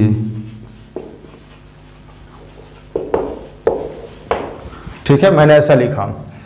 अब बताइए रामा क्या है? एक नाउन। और इसके केस इन पोजीशन के रूप में ये आया है, जैसा कि आपने सीखा इसके जस्ट पहले। The son of Dasharath. The son of Dasharath क्या है? ये भी एक नाउन का काम कर रहा है। कैसे ने पोजीशन का काम कौन करता है? नाउन करता है। तो ये नाउन का काम कर रहा है। लेकिन क्या इसमें पूरा एक वर्ड है? आपने बोला नहीं सर इसमें कई वर्ड है, तो इसे हम फ्रेज कहेंगे। तो इसे हम नाउन फ्रेज कह सकते हैं। कह सकते हैं। तो ये नाउन फ्रेज के रूप में कैसे ने पोजीशन आता है। मतलब नाउन के मैंने 5 फंक्शन सीखे। कितने? 5। वो 5 काम एक फ्रेज भी कर सकता है। और वो 5 काम अगर एक फ्रेज करेगा उस फ्रेज को हम नाउन फ्रेज कहेंगे। मतलब जो जो काम नाउन कर सकता है वो काम एक फ्रेज करेगा तो उस फ्रेज को नाउन फ्रेज कह देंगे। क्लियर? तो सिंपल सी बात है कि नाउन के फंक्शन आप जान गए। बस वो एक वर्ड अगर वो काम करे तो नाउन, अगर ग्रुप ऑफ वर्ड मिलकर के सेम वो काम करे उसे हम नाउन फ्रेज कहेंगे।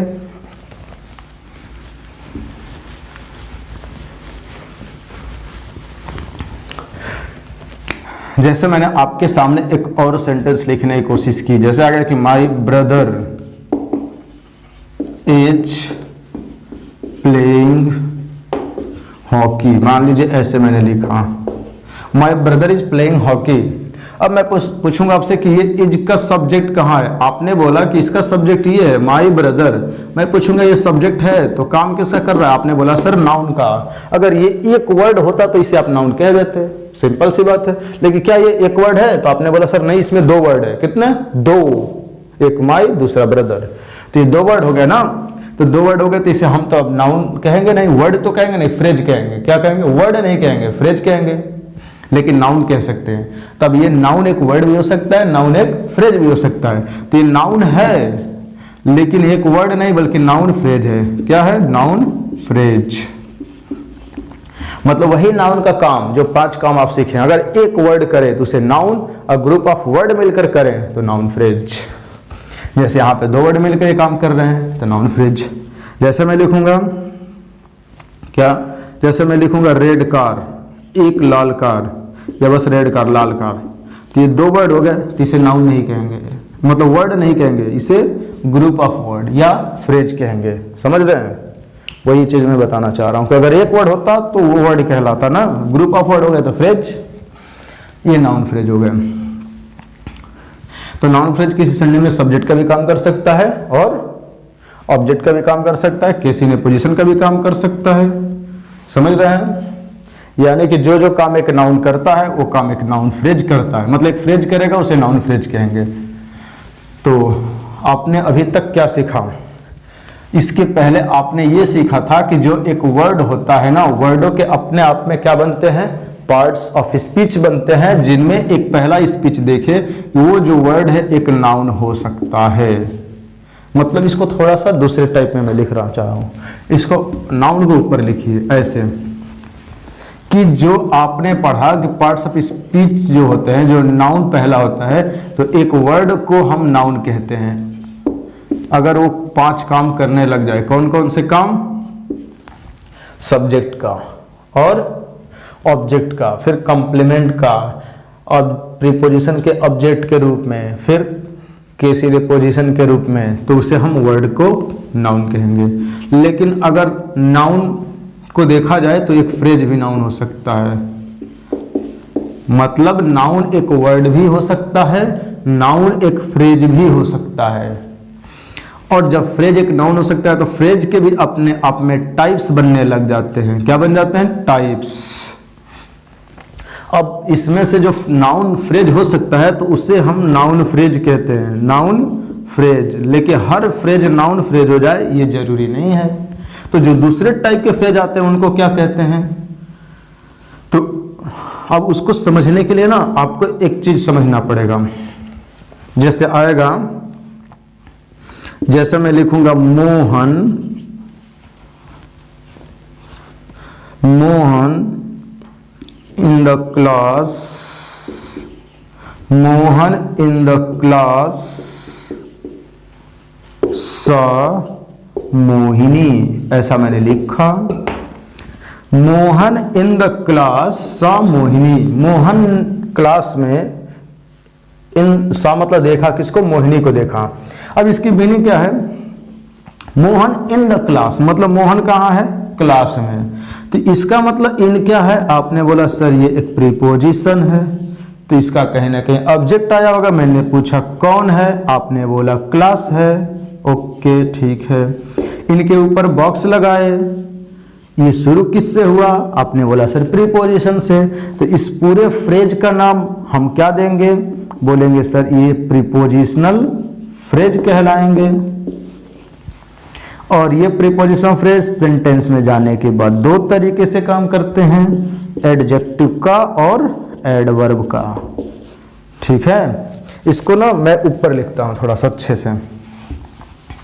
देखिए,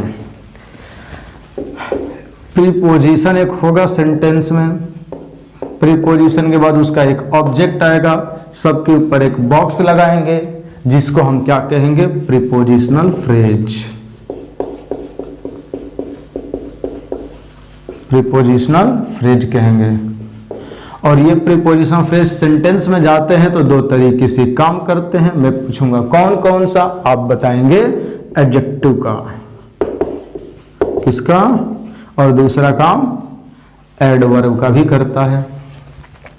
अब चेक करते हैं कि ये प्रीपोजिशन फ्रेज है कि नहीं। आपने कहा सर प्रीपोजिशन से शुरू है, जैसा कि होता है। मैंने कहा बिल्कुल, कहेंगे उसके बाद उसका ऑब्जेक्ट आता है, जैसा कि यहाँ लिखा है, तो आया हुआ है यहाँ। इसका मतलब इसको हम प्रीपोजिशनल फ्रेज कहते हैं, तो इसे भी हम प्रीपोजिशनल फ्रेज कहेंगे।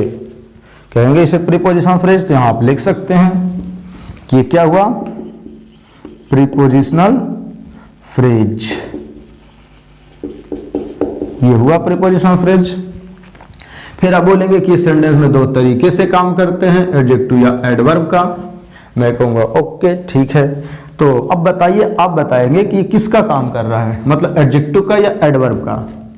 तो आपने बोला सर ये जो मोहन है ना, मोहन ये क्या है, एक नाउन है। और हम जानते हैं जो नाउन को क्वालिफाई कर दे ना, जो नाउन में कुछ डिटेल सेट कर दे, नाउन के बारे में कुछ बढ़ा करके बोले, उसको हम क्या कहते हैं, उसे हम एडजेक्टिव कहते हैं। तो मोहन इन द क्लास सा Mohini, Mohan in the class मतलब मोहन कहाँ था, आपने बोला मोहन क्लास में था। मोहन इन द क्लास सा मोहिनी, मोहन क्लास में था और उसने मोहिनी को देखा, मतलब मोहन क्लास में था, पढ़ रहा था और मोहिनी बाहर खड़ी थी और मोहन ने यहाँ से मोहिनी को देखा, मतलब मोहन क्लास में था और मोहिनी को देखा। और मोहिनी हो सकता है बाहर हो या कहीं भी हो, लेकिन बात यहाँ पे मोहन की जा रही है कि मोहन कहाँ था, क्लास में था। ठीक है। अगर मैं इसको थोड़ा सा चेंज करके लिखूं, इसको चेंज करके क्या करूं, लिखूं। देखिए चेंज करने का मतलब ना, आप इसको नोट किए रहेंगे, मैं यहाँ पे ना थोड़ा सा एक काम करता हूँ, ऊपर लिखता हूँ ऐसे सब मिटा करके, इसे भी मिटा देते हैं ताकि पर्याप्त जगह रहे। जैसे मैं लिखूंगा मोहन सा मोहिनी इन द क्लास। अब बताइए, मोहन सा मोहिनी, मोहन ने मोहिनी को देखा, इन द क्लास मतलब क्लास में मोहिनी थी। अब यहाँ पे ना इस मोहिनी के बाद ये आया है, तो ये मोहिनी को क्वालिफाई कर रहा है, उसके बाद भी ये एडजेक्टिव ही है, ऐसा नहीं है कि नहीं है। मोहन सा मोहिनी इन द क्लास, तो क्लास में कौन था, मोहिनी थी। अगर इसको मैंने उसको उठा करके यहाँ लिख दिया, जैसे अभी लिखे थे ऐसे, मोहन इन द क्लास सा मोहिनी, तो इस लिखे हुए सेंटेंस का मतलब ये मोहन क्लास में था और इसका मतलब मोहिनी क्लास में थी।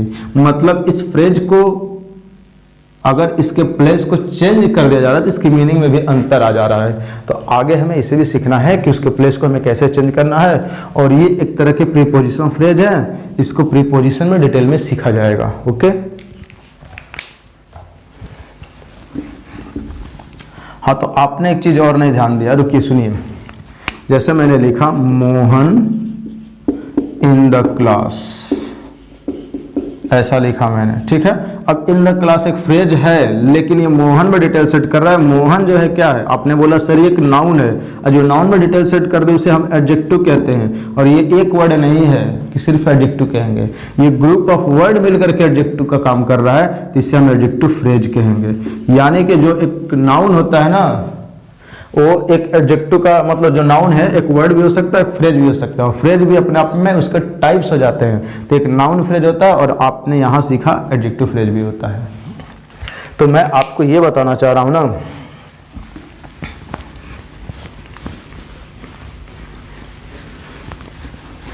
मैं आपको क्या बताना चाह रहा हूँ। देखिए यहाँ पे मैं ये बताना चाह रहा हूँ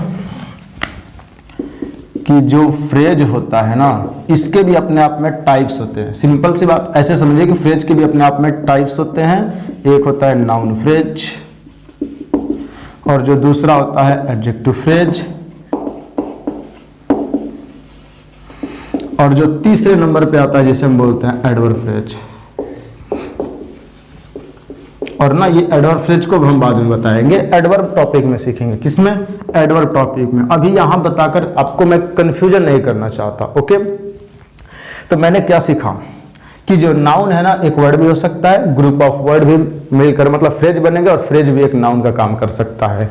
और फ्रेज नाउन का भी काम कर सकता है, उसे नाउन फ्रेज कहेंगे। अगर वो फ्रेज एडजेक्टिव का काम करेगा उसे एडजेक्टिव फ्रेज कहेंगे। अगर एडवर्ब का काम करेगा एडवर्ब फ्रेज कहेंगे। अब कहेंगे सर क्या ये 3 टाइप के हमारे फ्रेज होते हैं? ये मेनली 3 टाइप्स के होते हैं, और भी होते हैं। जैसे प्रीपोजिशनल फ्रेज बताए थे कि प्रीपोजिशनल फ्रेज होते हैं, फ्रेजल वर्ब्स होते हैं, इडियम्स एंड फ्रेजेज आते हैं, ऐसे बहुत सारे आते हैं फ्रेज। लेकिन हमारे मेनली 3 होते हैं, जिनको जानना आपके लिए बहुत ज़्यादा जरूरी था, मैंने बताया। ठीक है, तो एडजेक्टिव फ्रेज भी आप समझ पाए। तो अब बात करते हैं ना, इसके आगे क्या आते हैं टॉपिक, उसकी बात करते हैं। देखिए आपने क्या सीखा, आपने ये सीखा कि इंग्लिश अपने आप में एक लैंग्वेज है। लैंग्वेज की उत्पत्ति साउंड को मानते हैं, साउंड को रिटर्न फॉर्मेशन दिए, लेटर बनी, लेटर को आपस में मिला करके उनके ग्रुप की कुछ मीनिंग निकाले, उसे हम वर्ड कहे। वर्ड की अपने आप में पार्ट्स ऑफ स्पीच बनी, उस पार्ट्स ऑफ स्पीच की मैंने आइडेंटिफिकेशन सीखी, उसमें फिर मैंने आगे बढ़ के एक स्टेप नाउन की आइडेंटिफिकेशन को डिटेल में सीखा। फिर हमने इस यहाँ तक आने के बाद फ्रेज के बारे में सीखा कि फ्रेज क्या होते हैं। तो आपने बोला वर्डों का ग्रुप होता है और उसकी कुछ मीनिंग होती है लेकिन कंप्लीट मीनिंग नहीं होती है, और उसके पास खुद का सब्जेक्ट और खुद का वर्ब नहीं होता है। समझ पा रहे हैं? और ये फ्रेज के भी अपने आप में टाइप्स हो गए। आपने सीखा noun phrase, adjective phrase, adverb phrase, preposition phrase भी होते हैं, लेकिन आप मेनली 3 यहाँ पे याद रखेंगे, noun phrase, adjective phrase and adverb phrase. यहाँ तक सीख लिए। अब कहेंगे सर फ्रेज जो होते हैं ये क्या है? वर्डों का ग्रुप। मतलब हमने सीखा कि लेटर को जब आपस में मिलाए तो वर्ड बने, यहां तक हमने सीखा था। आपने कहा बिल्कुल सर सीखे थे। और जब वर्ड को आपस में मिलाए तो हमारे पास एक नया टर्म बन गया है जिसे हम फ्रेज कहते हैं। तो फ्रेज से आगे की यूनिट क्या होती है आप जानने के लिए उत्सुक होंगे, जरूर होंगे। क्या मैं बता दूं? देखिए अब फ्रेज से आगे क्या बनेगा आप बताइए। तो देखिए फ्रेज से आगे की जो यूनिट होगी उसे हम क्लॉज कहते हैं। क्या कहते हैं? क्लॉज। अब पूछेंगे ये क्या होता है? तो क्लॉज जो होता है ना, ये एक पार्ट ऑफ सेंटेंस होता है। क्या बोलेंगे? Part of a sentence. ये एक सेंटेंस का पार्ट होगा और इसके पास इसका सब्जेक्ट भी होगा और इसके पास इसका वर्ब भी होगा। मतलब जैसे अब इस चीज को समझने के लिए ना आपके सामने मुझे एक एग्जांपल लिखने पड़ेंगे। लिख दूं? जैसे मैं लिखूंगा if you come to my home. देखिए यही एग्जांपल मैं हमेशा लिखता हूं इफ, क्योंकि इससे बच्चों को ना अच्छे से समझ में आ जाता है। तो if you come to my home, फिर आपने कॉमा लगाया और आगे लिखा I will teach you English. I will teach you English. If you come to my home I will teach you English. If you come to my home का मतलब यदि आप मेरे घर आएंगे तो क्या होगा? आई विल टीच यू इंग्लिश, मैं आपको अंग्रेजी पढ़ाऊंगा। इसका मतलब ये थोड़ी ना कि आप दौड़ के चले आएंगे, एक सेंटेंस है, ठीक है ना। If you come to my home, यदि आप मेरे घर आएंगे तो I will teach you English, मैं आपको अंग्रेजी पढ़ाऊंगा। अब मैं आपसे पूछूं कि यहां लिखा हुआ कितना सेंटेंस है? आपने बोला 2 होते हैं, बिल्कुल गलत बोला। अब सोचना पड़ेगा गलत कैसे हो गया। ये सेंटेंस 2 नहीं बल्कि एक सेंटेंस है। सेंटेंस की पहचान ये होती है कि कैपिटल लेटर से, ये जो होते हैं कैपिटल लेटर, इनसे स्टार्ट होती है और जाकर के खत्म होती है किस पे? फुल स्टॉप पे, क्वेश्चन मार्क्स पे, नोट ऑफ एक्सक्लेमेशन पे। इन 3 चीजों पे हमारी सेंटेंस खत्म होती है। आप इन तीनों में से ढूंढिए कहां खत्म हो रहा है। यहां से कैपिटल लेटर से स्टार्ट है, बिल्कुल सही है, कैपिटल लेटर से शुरू है ना। अब इनमें का तीनों में से कोई भी एक साइन जहां दिखाई देगा वहां सेंटेंस कंप्लीट हो जाएगा। ढूंढते जाइए ढूंढते जाइए। यहां मिला कॉमा, इन तीनों में से कुछ नहीं है, अलग ही है। आगे बढ़ेंगे, आपने देखा यहां मिला फुल स्टॉप, मिला ना? मिला, बिल्कुल मिला यहां। तो आप बोलेंगे सर यहां सेंटेंस हमारा कंप्लीट हुआ। तो कितने सेंटेंस हो गए? आपने बोला 1 हो गए। मतलब ये एक ही सेंटेंस है और एक सेंटेंस है लेकिन इसके अंदर 2 बात कही गई है। ये एक सेंटेंस है पर इस सेंटेंस के अंदर ऐसा लग रहा है कि 2 बात कही गई है। मैं पूछूंगा कौन कौन सी बात कही गई है? आपने बोला ये बात कही गई कि if you come to my home, यदि आप मेरे घर आएंगे, पहली बात हो गई। दूसरी बात ये हो गई कि आई विल टीच यू इंग्लिश, तो मैं आपको अंग्रेजी पढ़ाऊंगा। यही 2 बात कही गई है। तो आप ऐसा नहीं कह सकते ये 2 सेंटेंस है। आप ये बोलेंगे ये सेंटेंस एक ही है, इस सेंटेंस के अंदर 2 बात कही गई है। क्या की गई है? 2 बात। कौन कौन सी? एक मेरे घर आने की बात चल रही है कि आप मेरे घर आएंगे, और दूसरी बात कि आई विल टीच यू इंग्लिश, मैं आपको अंग्रेजी पढ़ाऊंगा। ठीक है, तो इसको हम इन दो बातों को अलग अलग डिवाइड करेंगे, मतलब इनको दो पार्टों में डिवाइड कर देंगे, क्योंकि क्लॉज होता है तो सेंटेंस का एक पार्ट होता है। तो इनको हम कैसे पार्ट में डिवाइड कर सकते हैं? आपने यहां से ऐसा डिवाइड कर दिया और इधर वाले को बोला आपने कि ये पार्ट नंबर 1 बना। क्या बना? Part number 1। इधर वाले को आपने कहा कि ये बना पार्ट नंबर 2। क्या बना? Part number 2।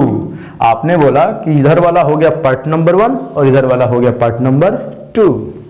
मतलब लेफ्ट वाला, इधर से देखिए, लेफ्ट वाला पार्ट नंबर 1 और राइट वाला पार्ट नंबर 2 हुआ ना। तो इस पार्ट नंबर 1 के अंदर आप देखिए क्या इसके पास खुद का सब्जेक्ट है? आपने ढूंढा, कहा हाँ सर मिल गया, बिल्कुल है। तो आपने कहा सर ये जो यू दिख रहा है ये खुद सब्जेक्ट है। मैंने कहा ओके ठीक है।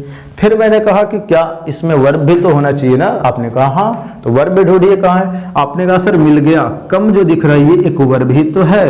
मैंने कहा चलिए ठीक है, इस बात को भी मान लेते हैं। तब आपने बोला कि सर ऐसा मुझे लग रहा है कि ये सेंटेंस का एक पार्ट है। मैंने कहा बिल्कुल है।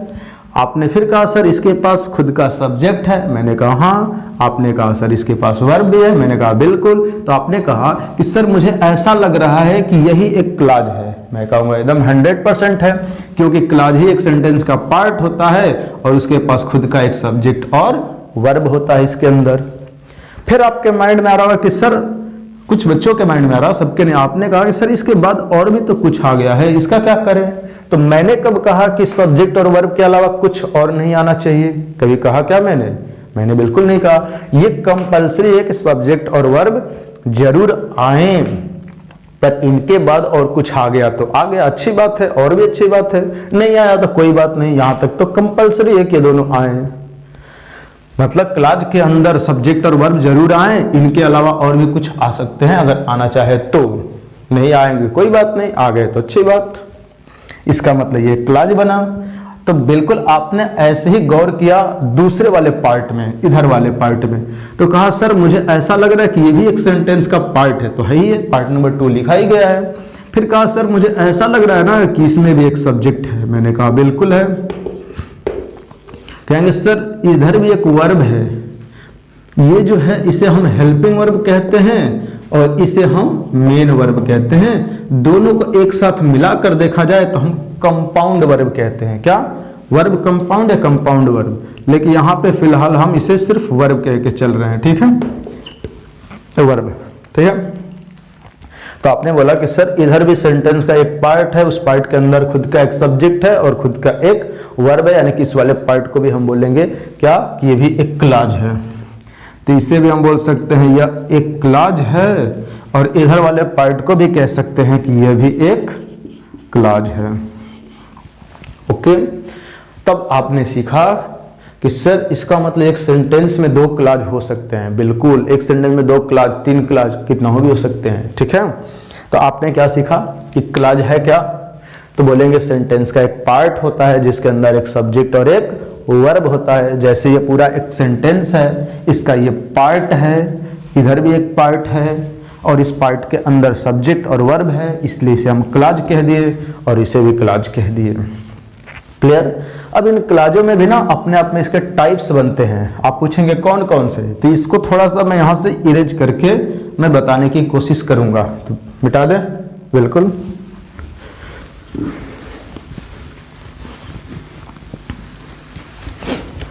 अब देखिए यहां पे जो पार्ट दिख रहा है ना, इस पार्ट का नाम है डिपेंडेंट क्लॉज। क्या नाम है? DEPENDENT, dependent clause. इस वाले पार्ट का भी कुछ नाम होगा। क्या नाम है? इसका नाम है मेन क्लॉज या प्रिंसिपल क्लॉज। प्रिंसिपल क्लॉज, इसे हम मेन क्लॉज के नाम से भी जानते हैं। इसको हम और भी नाम से जानते हैं, इंडिपेंडेंट क्लॉज के नाम से। रुकिए लिख ही देता हूं, इंडिपेंडेंट क्लॉज। इनके भी और नाम होते हैं, पता है कौन कौन से? डिपेंडेंट क्लॉज या सबऑर्डिनेट क्लॉज। सबऑर्डिनेट क्लॉज, ठीक है। अब ध्यान से सुनेंगे मेरी बात को। अब कहेंगे सर इसमें कौन सी ऐसी बात है, मतलब इस क्लॉज के अंदर कौन सी ऐसी बात है जिसकी वजह से हम इसे डिपेंडेंट क्लॉज कहते हैं। तो मैंने कहा जिसका जैसा नाम होता है उसका वैसा काम होता है। यहाँ पे इसका नाम है डिपेंडेंट क्लॉज, इसका मतलब इसका काम होगा कि डिपेंड रहता होगा किसी पे, हमेशा इसको डिपेंड रहने की आदत है। अब कहेंगे सर किस तरह से हम समझेंगे डिपेंड है, पढ़ करके समझेंगे। पढ़िए एक बार जरा, आप पढ़ेंगे ऐसे, if you come to my home I will teach you English, यदि तुम मेरे घर आओगे तो मैं तुम्हें अंग्रेजी पढ़ाऊंगा। यही बात है ना। तो आप सोचिए कि इसको मैं यहां से मिटा दूं, मतलब इसको यहां से मैंने ऐसे मिटा दिया और सिर्फ हमारे पास इतना लिखा हुआ, ये पार्ट नंबर 1। ओके, अब इतना मैं आपसे अगर बोलूं if you come to my home, यदि तुम मेरे घर आओगे तो, फिर मैं कुछ ना बोलूं, तब कहोगे ना क्या, तब आप यही बोलेंगे ना कि सर आएंगे तो क्या, आएंगे तो क्या, आप तो कुछ आगे बताइए। आपको ऐसा लग रहा होगा कि सर ये बात अधूरी लग रही है, ये कंप्लीट नहीं लग रहा होगा। लेकिन जैसे ही इसके साथ में, मतलब इसको बोलने के बाद में मैं ये बोल दूं कि if you come to my home I will teach you English, तब आप समझ पा रहे होंगे, तब इसकी भी मीनिंग अपने आप में कंप्लीट हो जाती होगी इसके साथ में जुड़ने के बाद। लेकिन ये अकेला लिखा जाए तो अपनी मीनिंग कंप्लीट नहीं कर रहा है। इसका मतलब अपनी मीनिंग को कंप्लीट करने के लिए इस पे डिपेंड है ना, समझ में आ रहा होगा। इस वजह से इसको हम बोलते हैं डिपेंडेंट क्लॉज, समझ पाए। इसी का दूसरा नाम है सबऑर्डिनेट क्लॉज।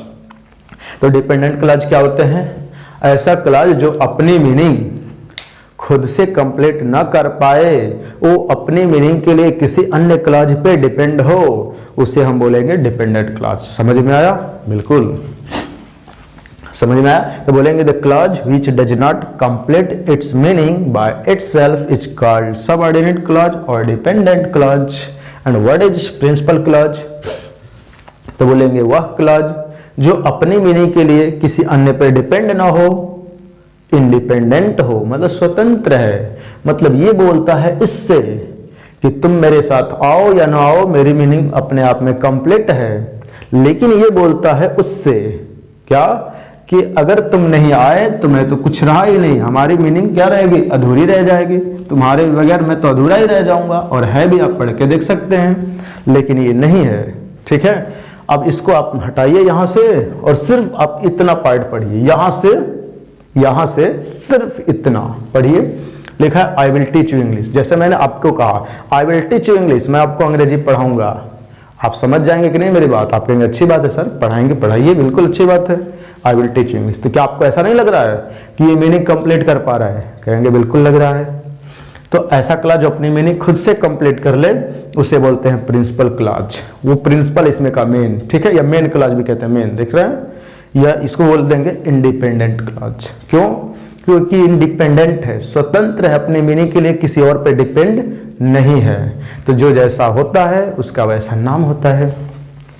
तो ये इसका स्वभाव ऐसा ही था डिपेंड रहने की, तो इसका नाम दे दिया गया डिपेंडेंट क्लॉज। इसकी आदत थी कि किसी पे डिपेंड नहीं, इंडिपेंडेंट होगा, इसलिए इसका नाम दिया गया इंडिपेंडेंट क्लॉज।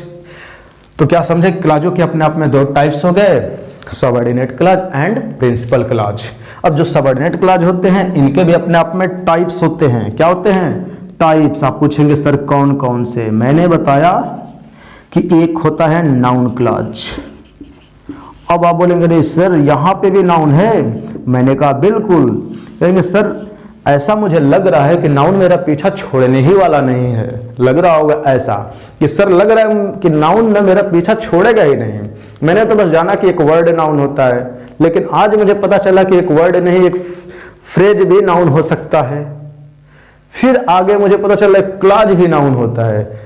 समझ रहे हैं, तो अब आपको लग रहा होगा सर ऐसा मुझे लग रहा है कि नाउन हमारा पीछा ही नहीं छोड़ेगा, ये तो लग रहा है बहुत बड़ा है क्या। चलिए पहले आगे देखते हैं। अब दूसरा आपने बोला एडजेक्टिव क्लॉज। आप दूसरे क्लॉज की कौन सी बात करेंगे, एडजेक्टिव क्लॉज की। तीसरे नंबर पे जो क्लॉज आएगा उसका नाम होगा एडवर्ब क्लॉज या एडवर्बियल क्लॉज भी कहते हैं इसे। तो इसका मतलब क्या समझे कि नाउन एक वर्ड भी हो सकता है, एक वर्ड नाउन का काम कर सकता है। मतलब हमें सिर्फ नाउन के काम से मतलब है, जो 5 काम मैंने आपको बताए वो काम अगर एक वर्ड करेगा उसे नाउन कहेंगे। कुछ ग्रुप ऑफ वर्ड मिल करके करेंगे लेकिन उसके पास उसका सब्जेक्ट और वर्ब नहीं होंगे, उन्हें आप नाउन फ्रेज कहेंगे। लेकिन वो काम कुछ ग्रुप ऑफ वर्ड मिलके करें लेकिन उन ग्रुप ऑफ वर्ड के अंदर उसके सब्जेक्ट और वर्ब हों तो उसे हम नाउन क्लॉज कहेंगे। यानी कि नाउन अपने आप में एक वर्ड ही नहीं है, नाउन एक वर्ड भी हो सकता है, नाउन एक फ्रेज भी हो सकता है, नाउन एक क्लॉज भी हो सकता है। अब आपको समझ में आ रही होगी कि मैं समझाना क्या चाह रहा था। तो क्या आपने क्या समझा?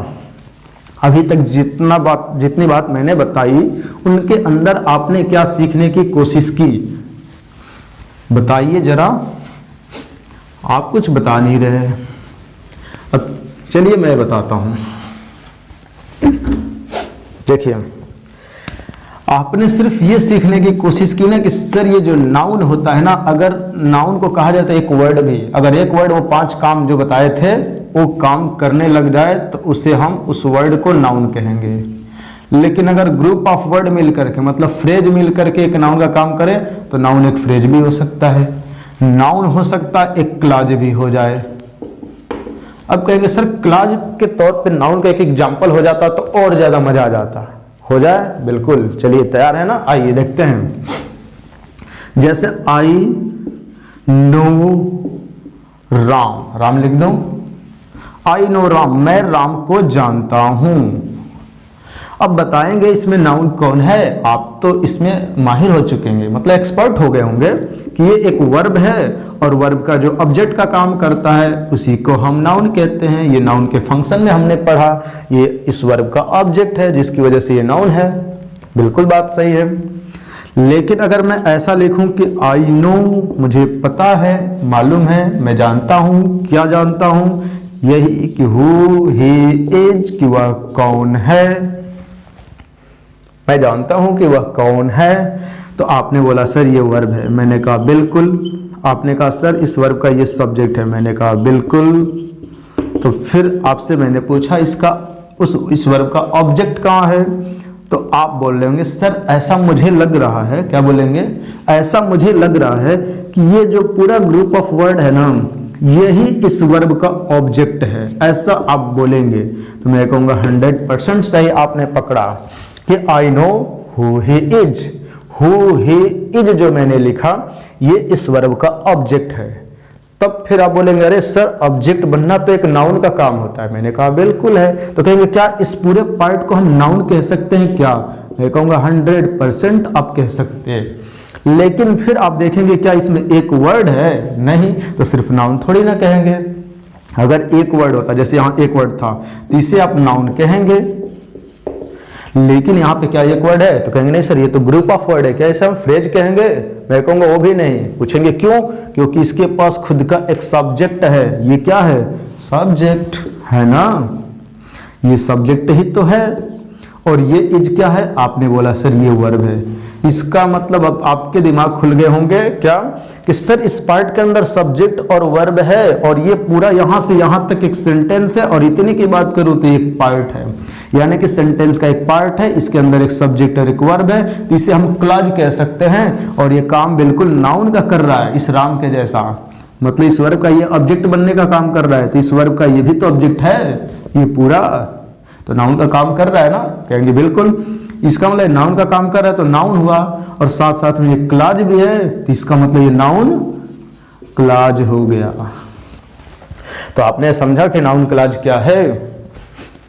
यानी कि जो नाउन का काम करे क्लॉज, मतलब वह क्लॉज जो नाउन का काम करे उसे नाउन क्लॉज कहते हैं। तो बोलेंगे the clause which does the work of a noun, the clause which does the work of a noun is called noun clause. अच्छी बात है, समझ गए नाउन क्लॉज। एक और बात आपको बताऊं क्या? चलिए बताते ही हैं। एक और बात ना, इसको थोड़ा सा आप ऊपर लिखेंगे, थोड़ा नीचे ज्यादा पड़ जा रहा है, तो तब आपको बता रहे हैं। तो मतलब आपने सीखा नाउन एक वर्ड भी हो सकता है, नाउन एक फ्रेज भी हो सकता है, नाउन एक क्लॉज भी हो सकता है। यानी कि इस नाउन को अगर डीप में पढ़ना अच्छे से तो जानना पड़ेगा सबको कि नाउन एक वर्ड, नाउन एक फ्रेज, नाउन एक क्लॉज, तीनों हो सकता है। आइए देखते हैं यहाँ पे क्या देखते हैं। जैसा भी सेंटेंस मैंने लिखा था आई नो, मैं जानता हूं, क्या, किसको, आपने बोला राम को। इसको थोड़ा ऊपर लिखते हैं, ठीक है। यहां आई नो राम, मैं राम को जानता हूं। ये नो क्या, वर्ब, ये क्या, सब्जेक्ट, ये क्या, आपने बोला सर ऑब्जेक्ट। ओके, अब मैं कहूंगा, क्या कहूंगा, बिल्कुल ऐसा ही मैंने लिखा, आई नो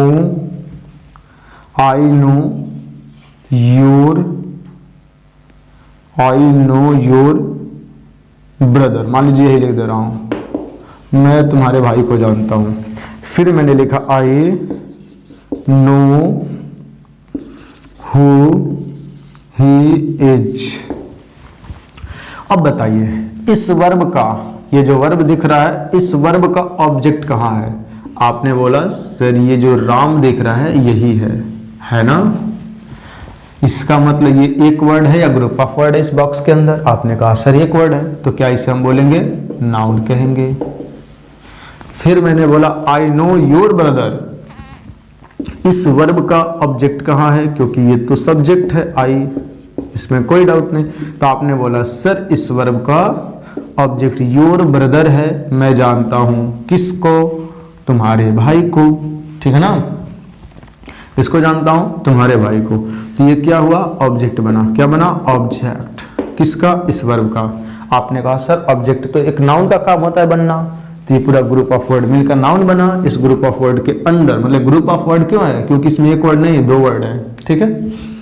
तो कहेंगे सर इसके अंदर सब्जेक्ट और वर्ब नहीं है, तो इसे क्लॉज भी नहीं कहेंगे, यानी कि फ्रेज कहेंगे। तो इसको हम क्या बोलेंगे, नाउन फ्रेज बोलेंगे। आपने पहचान लिया, बिल्कुल सही। यहां बोला सर ये एक वर्ब है, इस वर्ब का मैंने पूछा ऑब्जेक्ट कहाँ है? आपने बोला हु ही इज है। मैंने कहा बिल्कुल सही है। क्यों? क्योंकि ये ऑब्जेक्ट है और ये काम किसका ऑब्जेक्ट बनना? आपने बोला सर नाउन का है, तो इसको हम बोलेंगे नाउन क्लॉज बोलेंगे। यहां तक तो आप समझ गए होंगे। अब जरा पहले वाले सेंटेंस को एक बार पैसिव वॉइस में बनाते हैं। ओके, पैसिव वॉइस थोड़ा बहुत आप पढ़ते ही होंगे, जानते ही होंगे। नहीं जानते होंगे तो वेट कीजिएगा जब हम पैसिव वॉइस पढ़ाएंगे, ठीक है। आइए पैसिव वॉइस बनाते हैं। तो पैसिव वॉइस में जानते हैं इस ऑब्जेक्ट को उठा के क्या बनाते हैं, सब्जेक्ट। तो राम को यहां लाए और ये क्या बना, सब्जेक्ट बना। क्या बना, सब्जेक्ट। अब इस सब्जेक्ट के अकॉर्डिंग हम यहाँ पे इज एम यूज करेंगे, क्योंकि सिंपल प्रेजेंट टेंस यानी कि प्रेजेंट इंडेफिनिट का वाक्य है। तो लिखेंगे राम इज, फिर इसका थर्ड फॉर्म लिखते हैं KNOWN, नोन। और आपको थोड़ी सी बात यहाँ पे जानकारी जरूर होनी चाहिए कि नोन के साथ बाई नहीं बल्कि टू प्रीपोजिशन का यूज करते हैं। तो यहाँ पे मैं बाई ना यूज करके टू करूंगा। ओके, तो राम इज नोन टू, फिर यहाँ जो सब्जेक्ट होगा इसका ऑब्जेक्ट टू किस लिखते हैं, Ram is known to me, ऐसा बनेगा। क्या आप सहमत हैं मेरी बात से? बिल्कुल है। आइए आगे बढ़ते हैं। अब बताइए ये सब्जेक्ट, ये वर्ब और ये दोनों मिल करके ऑब्जेक्ट हुआ ना। ऑब्जेक्ट ये है या ये है? आपने बोला सर इसका ऑब्जेक्ट ये दोनों मिल करके है। ये एक फ्रेज है, ये पूरा फ्रेज ही हमारा क्या है, ऑब्जेक्ट है। इस पूरे को उठा करके पहले करेंगे तो हो जाएगा योर ब्रदर, पूरा। अब ये सब्जेक्ट बना, क्या बना, सब्जेक्ट। और वहां पे क्या था, ऑब्जेक्ट।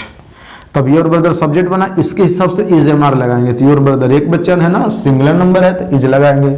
फिर थर्ड फॉर्म लिखेंगे नोन टू, फिर आई जो है सब्जेक्ट है, इसका ऑब्जेक्ट टू केस लिख देंगे मी। ऐसे बनाएंगे passive voice, your brother is known to me.